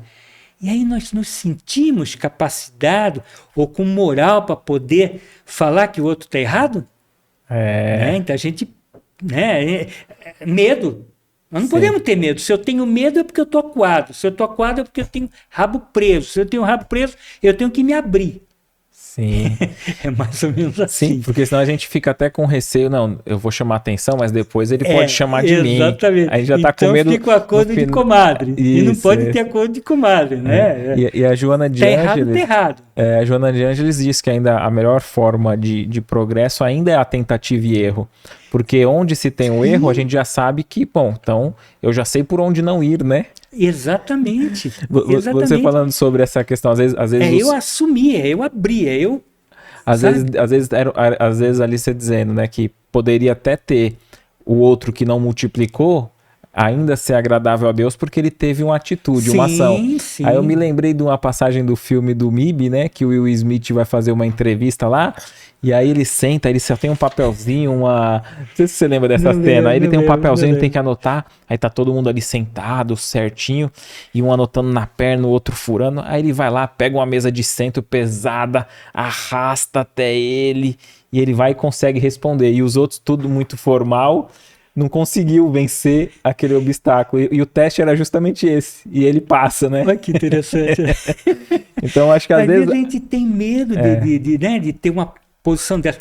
Às vezes a gente fica engessado. Sim. Eu vejo muitas pessoas engessadas, mesmo dentro do espiritismo. Sim. Eu tenho que ser perfeito, eu tenho que ser bom. Não, eu não sou bom. Definitivamente eu não sou bom. Eu sou orgulhoso, eu sou ignorante. Se eu tenho que falar, eu falo mesmo. Acabou. Não tem problema, eu vou aprender com isso, eu vou sair de mim, eu vou, me revelar quem sou. Você me fez lembrar, eu não sei se eu vou contextualizar e se está dentro do que a gente está, não tem problema. Sim. Eu me lembro que eu estava num curso em São Paulo, uma faculdade, e eu, para variar, né, com umas moedas no bolso, né? E aí, caramba, eu tinha que passar um ano lá, e todo final de semana. E aí eu via, né, todos psicólogo, médico, todo mundo nos hotéis, tal, pagando R$100, R$30, tal. Aí, eu olhei ali do lado da faculdade, eu atravessava a praça, estava num motel. Eu fui lá com o cara, quanto é que é? 10 mangos. Beleza, eu vou aqui mesmo. Sim, sim. Aí todo mundo, nossa, Nossa, eu tava naquele outro. Nossa, mas lá tá caro. Eu falei, quanto tu paga? Pago 10 mangos. Como? Eu tô aqui. A pessoa pegava ônibus, carro. Sim, sim. Eu tive a coragem de, sabe? Aí o que aconteceu? Vai vendo. Aí todo mundo... Você fez uma revolução, né? Olha como é que eu fui lembrar essa história. Aí eu, mas onde é? Tá, vamos lá, tá. Aí foi um, foi outro. Aí o cara me chamou, o cara falou, olha, vai lá, fala pros teus amigos, tá, eu fecho. Ele fechou, final de semana, é só nós. Sim. Não entrava ninguém, só nós. Bom, resumindo a ópera, né, para aproveitar o nosso tempo, no final nós fizemos nosso final de curso, nós fizemos um violão, um vinho lá dentro do hotel. Foi nosso forte Apache. Nós atravessávamos a rua, dava 2, 3 passos, estava lá, entendeu? Então, assim, a gente às vezes tem vergonha de assumir, né, de assumir a pobreza, de assumir a ignorância. Até eu sou ignorante, sou pobre e acabou. Sim, verdade. Né? E a gente às vezes não consegue extrair o valor bom por um preconceito, né? Exatamente. E não valoriza, né? Tem uma história de um excelente concertista, né? Que ia se apresentar, o ingresso era R$300, R$1.000 e não tinha vaga mais na cidade, né? E ele ia fazer esse show à noite, só para os poderosos, ricos, num teatro e tal. E aí esse experimento, no mesmo dia, durante o dia, ele tocando num metrô. E ninguém valorizava, quer dizer... Aquele mesmo artista, mesma música, mesmo violino, mesma coisa, mas a pessoa passava direto. Talvez a mesma pessoa que ouvia ele não, nem sei quem é ele, não tem ninguém aplaudindo, não tem glamour, né? E às vezes tava lá algo que caro, mas não tava tendo valor porque tava sendo apresentado talvez de uma forma, né? Você me fez lembrar também, recentemente eles fizeram vinho. Eles pegaram vários vinhos para o sommelier lá, para experimentar o vinho. Não, essa daqui tem toques de canela, é meio frutado, é meio não sei o quê. Conclusão, o vinho era o mesmo. Vagabundo, entendeu? Sim. E aí, eles chegaram à conclusão o quanto a imagem, o quanto o rótulo impressiona, o quanto valor. Se é R$2.000 um vinho ou se é 100 mango, você entendeu? A gente pensa como é feito, né? É pisado com os pés. Com os pés, exatamente. Entendeu? Isso foi uma pesquisa que fizeram recentemente. Então, assim, tu vê como o nosso olhar, né? A gente ainda vive, isso é orgulho. A gente ainda vive por imagem, por uma série de coisas, distraídos. A gente sabe o que é preço, mas muitas vezes a gente não sabe o valor real. O valor. Verdade. O Caibar Schutter faz muitas considerações aqui. É uma gama enorme de considerações. Então, há 2000 anos, Jesus, a doutrina consoladora, ungida de amor para a salvação dos homens. Até hoje, então, ela persiste, né? E é interessante, ele coloca assim, 2 guerras mundiais, né? Orfandade nos lares, cidades devastadas, imoralidade, uma série de coisas, né? E as pessoas não aprenderam nada, né? Onde estão esses talentos, né? Onde estão esses ensinamentos, né? Deus, onde está Deus, né? Onde Jesus se encontra, né? Que parâmetro tem? Até hoje, quando a gente vê a guerra aí, né? Que parâmetro? Deus se encontra onde aí, né? O que os homens ainda estão, né? Estão ainda defendendo posições, ainda estão defendendo grana e tal. Será que ninguém vai morrer? Será que ninguém morre? Será que não vai? Mas eu vou passar para meu filho. Tá? E aí? Perpetuar. E muitas vezes tem até um pensamento dos ateístas, né, dos ateus, de dizer assim, ou Deus não existe, ou se ele existe é mal, porque permite essas coisas, né? Mas é uma responsabilidade nossa, né? Não é uma responsabilidade divina, né? Exatamente. A responsabilidade dele é mostrar caminhos. E as parábolas, elas romperam com aquela questão espiritual, daquele conceituação espiritual da época, e Jesus foi um divisor de água. E, na realidade, ele tirou os atravessadores, tirou os intermediários para falar diretamente com a massa ígnea, ignata, né? A massa ignorante, juízes, ricos, pobre, negro, todo mundo. Falar diretamente para ele. Cara, vocês estão errados. Tá tudo errado. Não vai por aí que vai dar ruim. Né? Ele desceu para falar isso. Vai dar ruim, cara. Mas ele não poderia desviar a gente do caminho. Ele não poderia pegar pelo cangote e falar, não. Ele mostra caminhos. Até tem um livro que é Mostrar Caminhos. É um educador daquele grupo Amor Exigente. Mostrar caminhos. Então, Jesus mostrava caminhos. Agora, livre-arbítrio. Né? Nós é que fazemos nossas escolhas. Até quando a gente vai persistir no erro? Até quando a gente não vai, sabe, trabalhar com esse orgulho, deixar ele um pouquinho, né, massacrado para que a gente possa ter novas oportunidades e ver a verdadeira vida. E essa visão que você nos traz de Jesus é o que a doutrina nos diz, né? Não é um líder religioso, né? É como o irmão mais velho. É aquele modelo e guia, né? Que Allan Kardec pergunta, né? Exato. E qual qual que é o maior exemplo né? de homem, de ser tal, e fala Jesus Cristo. Jesus, né?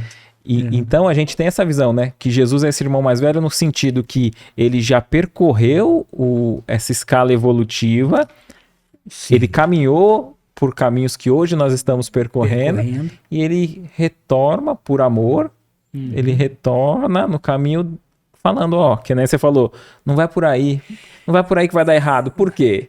Porque ele já passou. Ele tem... é um irmão maior.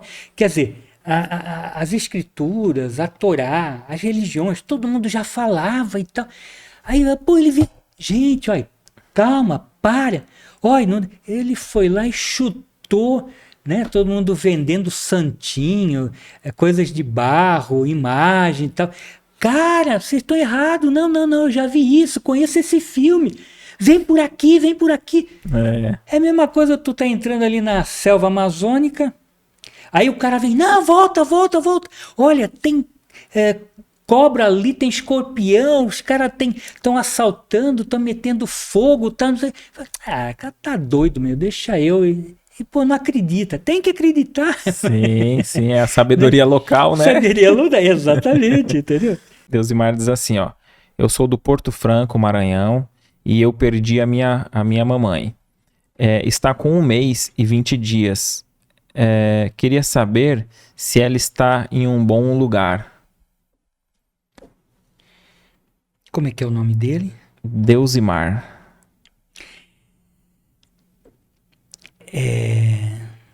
Deusimar, com esse nome você não deveria ter dúvida. Foi o que me falaram, né? Você tem Deus no coração. Ninguém que desencarna deixa de ser assistido.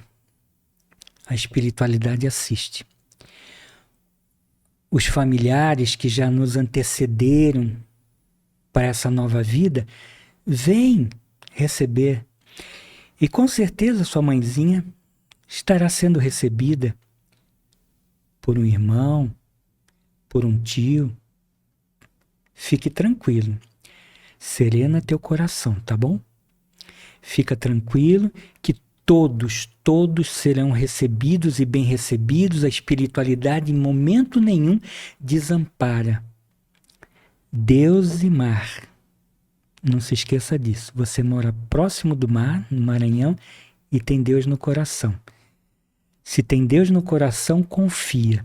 Acredite. Gostaria de saber se a minha mãe, falecida 85 anos atrás, já está no nosso núcleo familiar, acredito, né? No nosso familiar. Como saber, né? Então, alguém que desencarnou há tanto tempo atrás, assim, pode já ter reencarnado na mesma família? Isso daí, reencarnação, depende. Às vezes pode ser excepcionalmente 1 ano, 2 anos, excepcionalmente, mas normalmente é 50 anos, 100 anos, tá bom?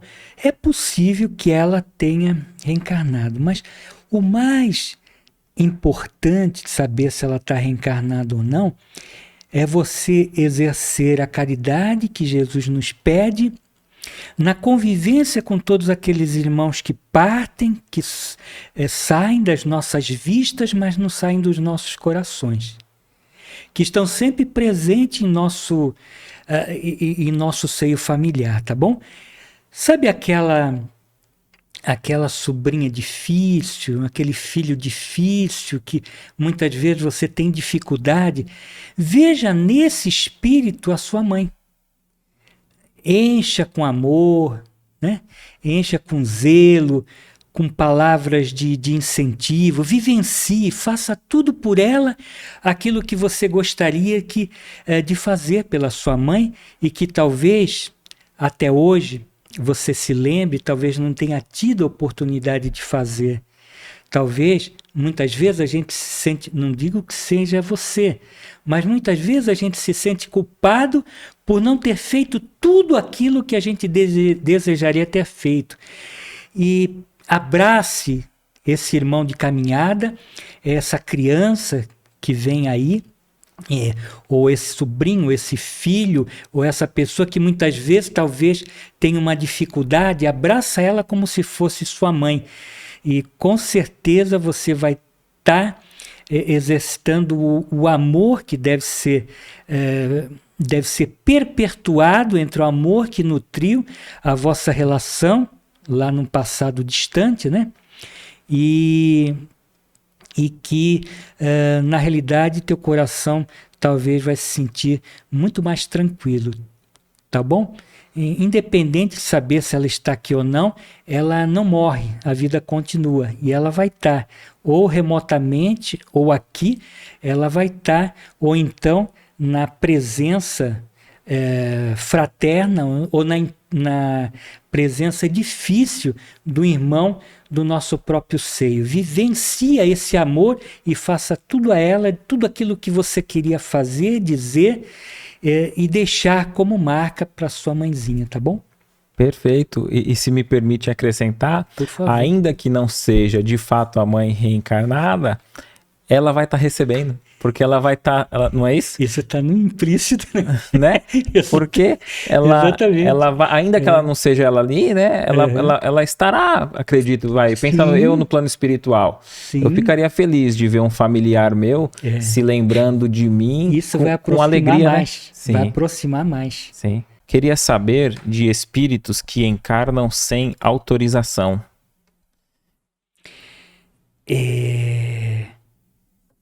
A obra de Deus é perfeita, né? Não vai cair uma folha de uma árvore sem que ele saiba. Então, autorização sim, permissão sim, autorização sim. Agora, muitas vezes o espírito é que nega, negação. Às vezes o espírito não quer, né? Então ele se mostra irredutível, não quer, e muitas vezes ele é obrigado porque aquele momento, ou nem que seja forçado, e que ele viva 1 hora, 2 horas, né? Aquele choque da reencarnação, né?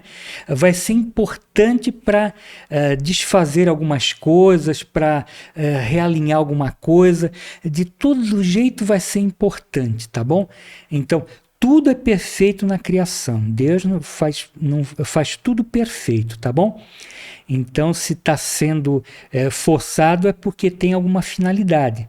Vai ser útil para aquele espírito, mesmo que não vingue, mesmo que, de certa forma, ele se revolte, ou ele venha se suicidar, vai ter uma finalidade, vai ser útil, tá bom? Perfeito.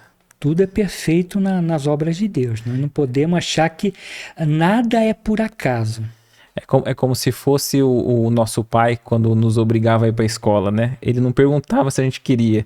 E hoje a gente sabe que era... Perfeito. E hoje a gente sabe que é bom, que ele fez a coisa certa. Fez errado naquela época, né? Nós achamos errado, mas estava certo. Era o certo então a ser Deus feito. escreve por linhas tortas, certo por linhas tortas, né?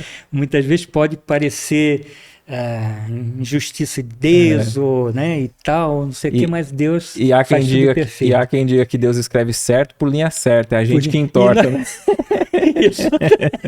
Exatamente. A gente vê tudo pelo outro lado. Torto. Todos nós temos um grau de mediunidade? Sim. A mediunidade é uma ferramenta que Deus nos oportuniza para que a espiritualidade nos permite, para que a gente dê um upgrade, digamos assim, na nossa experiência. Na realidade, as pessoas, e quando a gente fala em cursos, né, as pessoas acham que a gente é santo, né, que o médium é santo. O médium não é santo. O médium é um endividado, é um santo do pau oco, é quem tem muita dívida, muitos problemas, Claro que eu não estou colocando a mediunidade de Chico Xavier, que é ao concurso. Chico Xavier é missionário. Eu, enquanto médium, eu tenho mediunidade de prova. Então eu trago alguma mediunidade, algumas características, mas que vão servir para que eu, de certa forma, utilize isso para o proveito do meu espírito, para o meu processo evolutivo. Então, claro, tem muitos graus, tem muitas maneiras, tem muitas formas de mediunidade, e cada qual vai servir para que tenha uma relação direta com aquilo que a gente tem que vivenciar, com que o médium precisa vivenciar. Então, tem diversos graus. Então, aquele médium é forte, aquele lá cura, aquele lá não sei o quê. É um endividado. Muitas vezes é prova. Então, aquilo vai servir para o crescimento nosso, enquanto espírito. A mediunidade é apenas provas circunstanciais, é um upgrade que a gente tem, são ferramentas que a espiritualidade nos concede para que a gente enxergue. Vocês não querem nem saber a responsabilidade e o desespero que é você saber das coisas que vão acontecer e você não poder fazer nada. Certo. Aí você ficar como eu fico, desesperado, entendeu?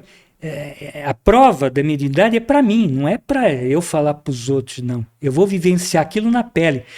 E aí, você já foi tão orgulhoso, quis adivinhar, falou mal dos outros, fez tanto maldade, macumba e não sei lá o que para os outros, agora você está pagando. Então, na realidade, a mediunidade é para que eu enxergue coisas que eu até então não enxergava lá atrás, entendeu? Perfeito. Na realidade, ser médium é uma responsabilidade muito grande, não é não é ser santo, não é. E a gente uma responsabilidade. A gente pode colocar até dentro de mais um sentido, assim como nós já temos, né? Então, assim, do mesmo jeito que a gente tem a visão, a audição, o tato, o que vai depender o que vamos fazer com aquilo, né? Exatamente. Porque nós podemos incorrer nos mesmos erros. Sim. A mediunidade é uma ferramenta poderosa. A faca, eu posso fazer uma salada e eu posso matar alguém. Então, a mediunidade é uma responsabilidade muito grande também. Né? Do que eu estou fazendo com ela, né? O que eu vou falar, a informação que eu vou dar, né, eu também tenho essa responsabilidade, então é muito complicado. Perfeito. Né? Então são várias mediunidades, são vários graus, são vários os objetivos, né? Pires, vários objetivos, tá bom?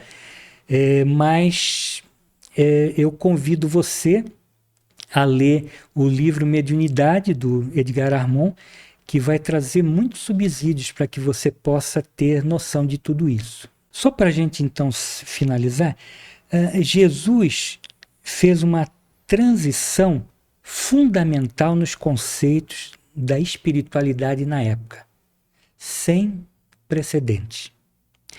Deu, então, que eu já falei, um upgrade nas verdades, que até então tinha-se como verdade, até então conhecidas e vivenciadas por um grupo seleto.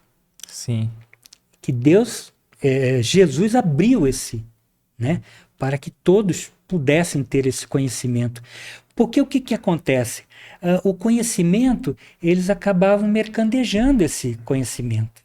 E ficava só, né, nem colocava em prática, nem divulgava os ensinamentos. Ficava um ciclo fechado. Então, Jesus acabou com o atravessador, acabou com... né? Então, com um amor nunca visto até então, né? Um cara que foi jantar com Zaqueu, que estava com um leproso ali, que foi curar o Lázaro, que estava já morto, conviveu com abre aspas, prostituta, né? Explicou e deu a conhecer a verdade, a verdadeira vida, aquela para a qual todos nós seremos chamados.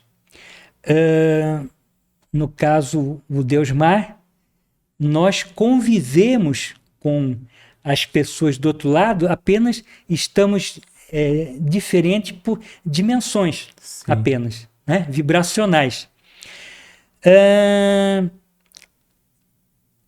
O Pai amoroso por trás daquela revolução espiritual. Jesus falou em Pai. Deus é um Pai. Ele sempre se reportou a isso. É um Pai. Então, não é aquele Deus implacável, aquele Pai que punia, né? Que Moisés, né, falou que tal, que não sei o quê, que tinha a sua razão de ser naquele momento.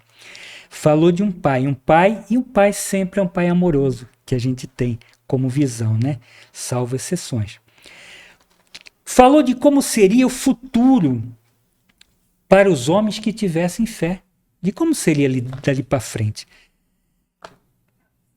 Como eu já falei, acabou atravessadores, eu que me atravessei, seria o quarto item. As parábolas estão no cerne dessa mudança de chave, nessa virada cósmica. Embora a contra-gotas, essas verdades, né, que foram surgindo para despertar as pessoas adormecidas, né, as mentes adormecidas, os espíritos adormecidos, mas também para não melindrar aqueles capacitados da época, aqueles que se sentiam, né? Jesus estava num balaio de gato ali. Lembra?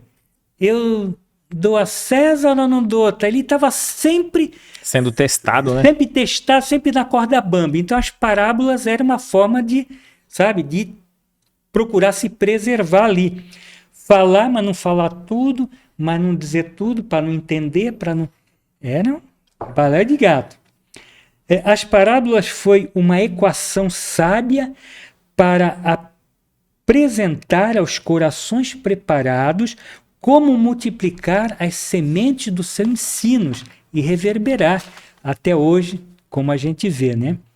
E a não instigar, negar ou afrontar de chofre o clero da ocasião, arraigado ainda a rituais e valores, acorrentados no interesse mesquinho e no orgulho tacanho, fechados, totalmente fechados ao ar puro da renovação espiritual que Jesus trazia e nos trouxe, dando novo sentido à vida eterna, consoladora e transformadora do homem, agora imortal que somos.